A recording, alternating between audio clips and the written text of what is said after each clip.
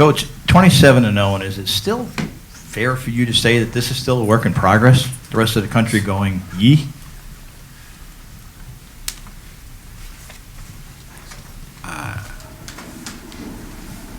Look, I don't care if we're 40-0 at the end of the season. I'll never be convinced that this is working, because I see these guys every day, and I just shake my head.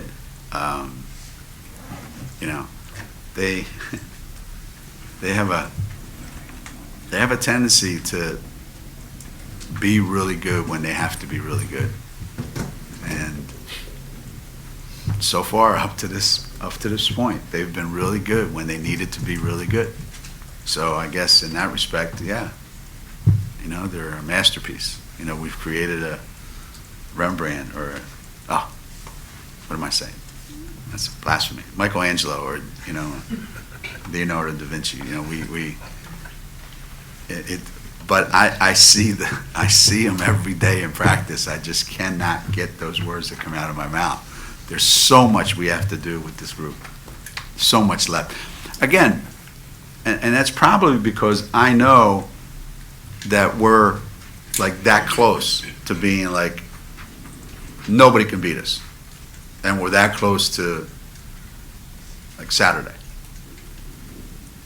And I haven't felt like that in a couple of years. So I'm always kind of like walking around like that. But they keep, we'll know more. I mean, we'll know more. Obviously, we'll know more by the end of March.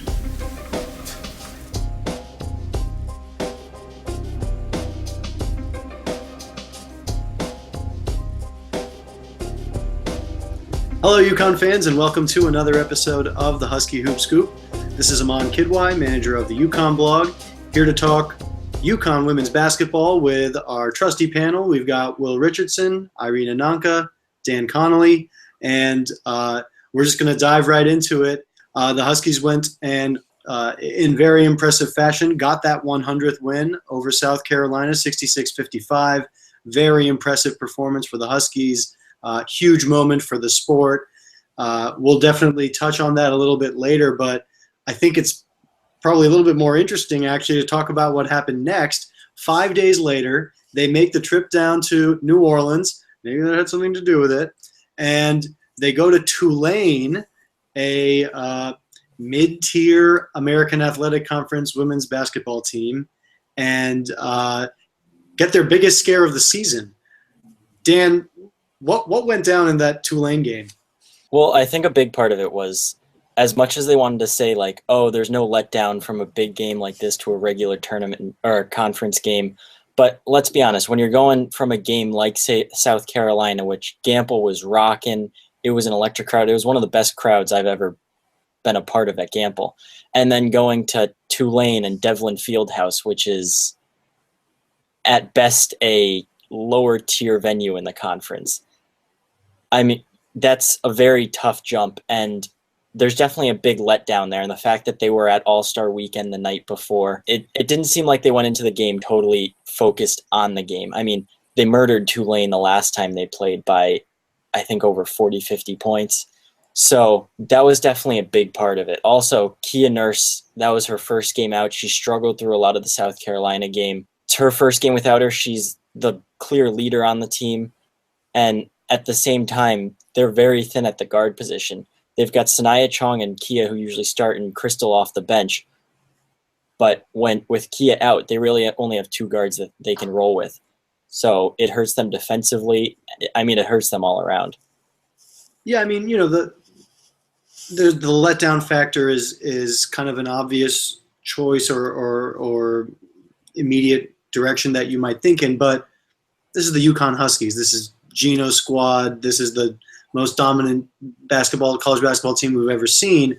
Will, was there something else afoot, or is it really just kind of let down from what was a really big moment in your eyes? I don't think it was so much a letdown from one game going into the next. I think it also had to do with the fact that every year there's that one game where UConn just seemingly drops the ball, per se. You have 2014, they lose to Stanford. 2015, they had the game against Dayton where they trailed towards the end of the first half, and UConn Twitter lost their minds for a second, screaming, "Fire Gino." 2016, you have the ball, they come out shooting hot from the three-point line. So every year they have that one game that comes around the middle of the season that you kind of expect them to lose a little bit of the steam, a little bit of momentum. But what matters more than this game is the following game. The following game, they were fine. But you have to give UConn one game, which seems ironic because most teams have that ironing out period at the beginning and then you just play.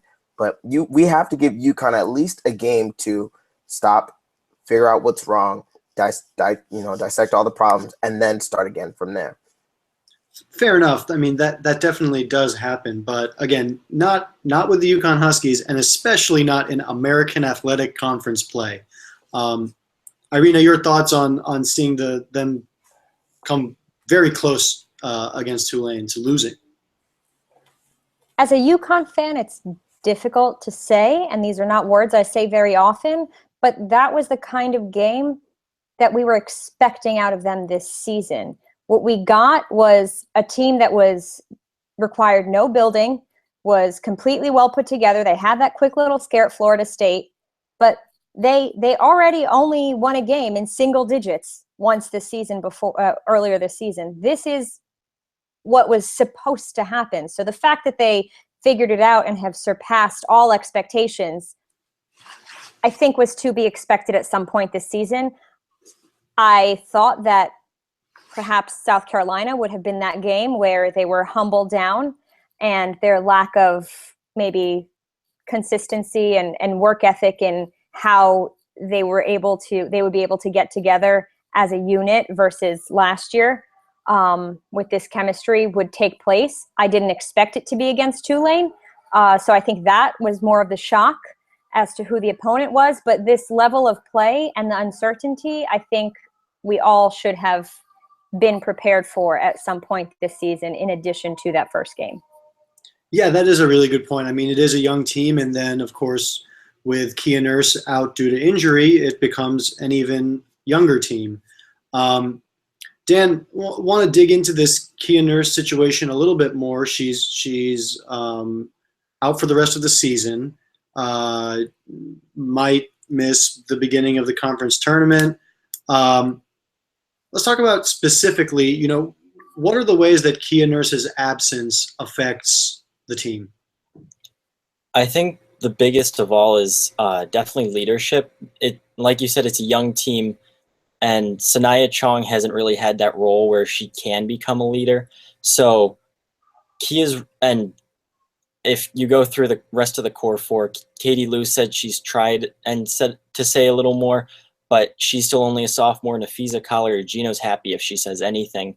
Gabby, she's there, but Kia's really she's the leader on this team. So when you lose that, that's a big mental loss to the team.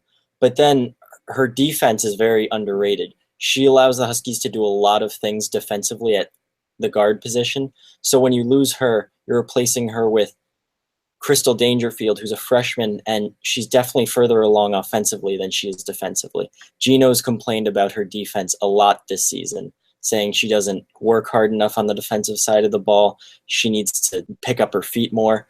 So it's definitely the defensive side of the ball where they're losing the most out of her. Dan mentioned her on the defensive side, but offensively, she's pretty solid too. She's fourth on the team in points scored.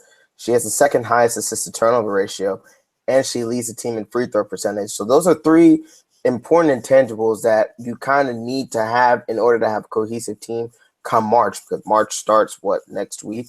This is the time where your team is supposed to be pretty much together.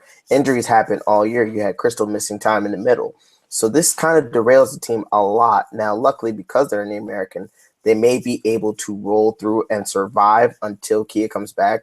But if she's not fully healthy by the NCAA tournament, this could be really, really scary. And to Dan's point about Dangerfield's youth, she's a freshman. Dangerfield's faster than Kia, so that first step allows her to get a lot of steals that we saw against Temple. But for the most part, Dangerfield can't do anything at the top of the key when you're talking about the 2-3 zone, or rotating from man to man when you're talking about half-court press, things like that. Crystal's not good at. Kia has experience, international and at UConn, to actually be able to provide the leadership on the court and do the things that a point guard is supposed to do. Crystal's at that stage where she can do some of it, but not all of it.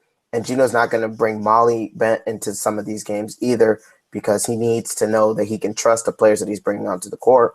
So he's going to run with a small bench of 6, and it's really going to hurt them moving forward if she's not fully healthy, at least by the end of March. I think that it's going to be difficult for them down the stretch in Elite 8, Final 4 time if they're able to get there, but hopefully she'll be healed by then. My biggest concern with her loss is exactly what Dan and Will had mentioned about the lack of leadership on the team without her.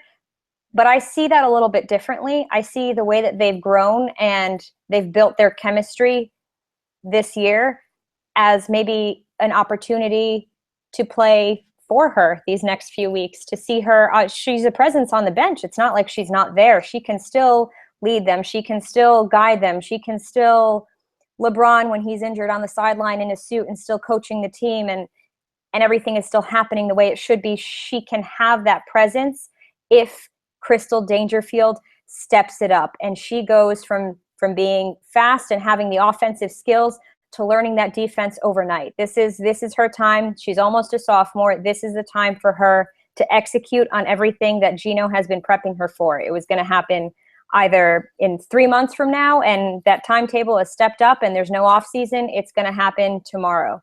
She needs to step up her defense. Yeah, definitely a good opportunity for some of the younger people to step up, and maybe Crystal Dangerfield is one of those beneficiaries. And I think you're absolutely right. I mean, she's still there in person. She's not gone completely. So hopefully can have at least some sort of vocal impact in street clothes on the bench. So, I mean, it does beg the question. The team is still, though they absolutely stomped the crap out of Temple, I mean, to follow it up. And I really thought Temple was decent and might give him a little bit of a fight. But to no avail if you're a Temple Owls women's basketball fan. But the team is weakened without Kia Nurse. So it does beg the question. I mean, the Huskies have, they've got Memphis next. That team has never really been a problem, although neither was Tulane ever. But that game's at home. It's senior night, senior day, and all that good stuff. And again, they're not very good. But they do close out the regular season at USF, who has been before that 3-point win over Tulane. That was the previous record holder for closest American Athletic Conference team in a game against UConn. So that will be a challenging game on the road against what historically was the second best team in the conference. And then we've got the conference tournament where maybe they meet Tulane again. Maybe something else happens. Who knows? So do we think there's a chance, or what do we think the chances are that this team loses a game before the NCAA tournament? I would say they're pretty low, honestly. I was concerned coming out of the Tulane game on how they would respond to it, whether they would step their game up and come back in a big way, or if they would continue to falter. And clearly they showed that they just came back in a big way, and they didn't let the Tulane game affect them. Gino talks about all the time how his team is always right here, flat. They never get too high, they never get too low. So that's a very good characteristic for this team to have coming off that Tulane game. And you look at it, last year on senior day, that trio of seniors struggled, but we've only got Sanaya Chong and Tierney Lawler this year. That's not going to be an issue. They're going to pass Memphis off like a typical conference opponent. I did say at the start of the season in our roundtable predictions that USF on the road to end the season could be a surprise loss, but obviously at this point the team's completely different than what we thought it was going to be. And USF doesn't have Courtney Williams anymore, and she was always a huge thorn in UConn's side. They could never figure out how to shut her down, and they don't have her anymore. And while they're still a good team, they're just not at the level to beat UConn. And barring maybe another injury or something catastrophic, I really just don't see them dropping any more American games. I'm going to go ahead and knock on wood for that injury bug. But to add to Dan's point, I don't think Memphis even gets close. USF, the only thing that I took away from last game was 4 of their best players went 3 for 15, 2 for 10, 2 for 11, and 5 from 18 from the field. You're not going to beat anybody if your 4 best players shoot the ball like that. So that's the one thing that scares me the most going into a USF game. Not to write off Memphis, but that's the one thing that scares me about this team is that UConn basically lost the game. They won the game, but Gino said they lost it because the team didn't shoot well from the field. Nafisa had to have 26 and Lou had to have 17, and that was basically 80% of their points right there.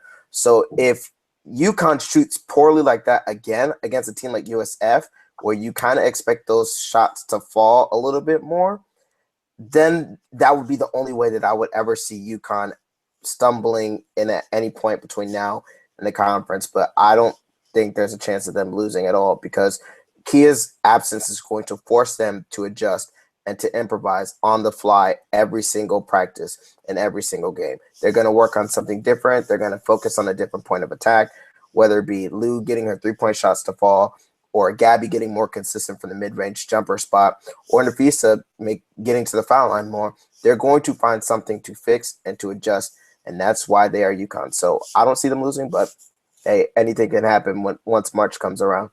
This is the team that always finds a way to win. We were talking about this earlier in the season with them. They find a way to win. It's not just Gabby Williams and Katie Lou. They will step it up, and I am going to hop aboard their Crystal Dangerfield wagon because I think that she's going to be a tremendous value add to this team definitely next year. And I think come AAC tournament time, she will be ready. She will have adjusted to the practices day in, day out to be prepared, able to take on any defensive challenge that comes her way. I think the rest of them are going to step it up, and they know that they struggle from the field without Kia. That's number one on my list of notes from tonight was that's something that they need to focus on. So I have no doubt that Gino is drilling this home with them, and that is their biggest focus, that and getting Dangerfield up to Kia Nurse defensive skills status. So I don't see anybody beating them with them playing and practicing as disciplined as we know they do. All right. Yeah, I mean, I'm obviously on the same side as all of you guys as well. It would be very, very surprising to see any of those teams beat them. I do think Nurse's injury situation is something to monitor, and if a couple of things go right for the opponent, cold shooting, foul trouble, couple of lucky bounces, maybe something can happen for someone. But at the end of the day, there's really nobody else in the conference who's all that good. So yeah, probably not. So to close, on Wednesday, March 1st at 10 p.m., HBO will be premiering a documentary series about the UConn women's basketball team and their run to March. Any kid that's in high school and chooses to play here, automatically that makes them a pretty tough kid because you can go anywhere else in America. They don't have the expectations they have here. Nobody expects you to be perfect except us. That's what's gotten us to where we are today.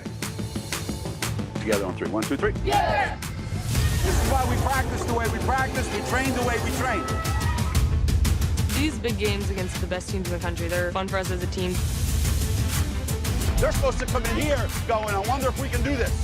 We're supposed to walk around like we own the place. When everybody's against you, when you play in that kind of environment, it just gets you going. If we're gonna go back out there, then let's go out there and play. You make it here, then you're the best there is.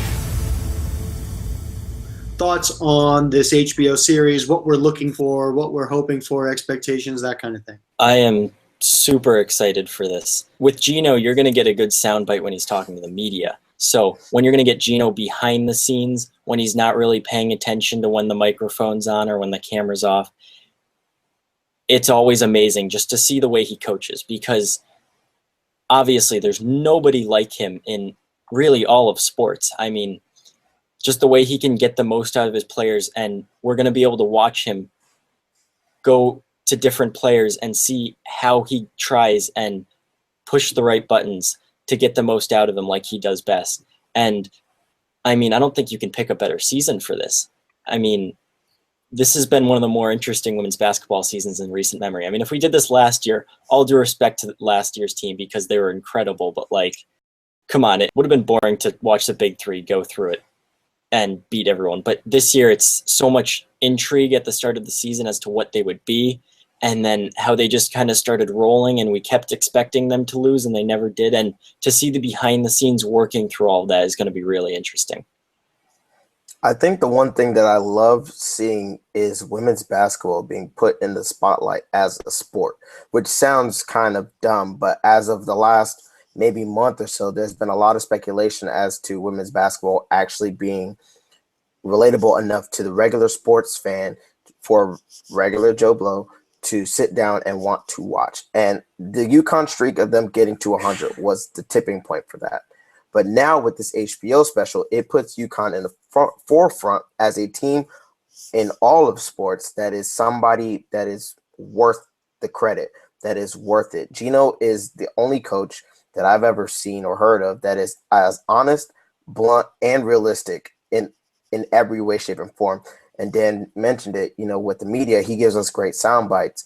But when it comes to off the court, when cameras aren't rolling, when the microphones aren't there, he gives gems, whether it's on the court or off.